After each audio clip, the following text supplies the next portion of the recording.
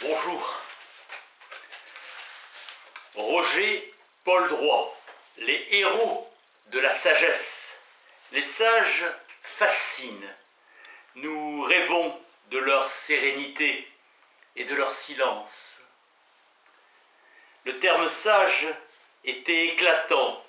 Il est devenu terne, un idéal de perfection. Aujourd'hui, sage sera une existence sans envergure. Les sages sont pourtant dans l'histoire de l'humanité des êtres exceptionnels. Pour devenir sages, ils ont surmonté des épreuves en combattant leur principal adversaire, eux-mêmes.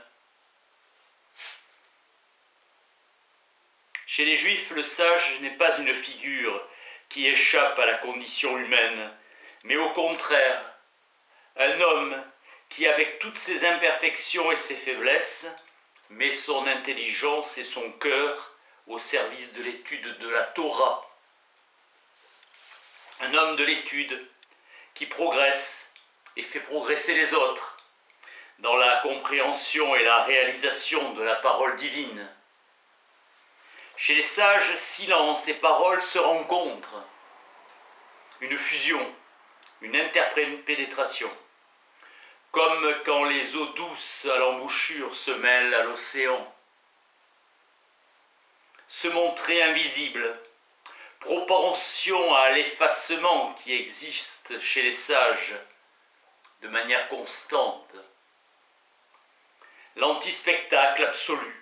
Le sage se fond dans la nature comme la feuille qu'emporte le vent.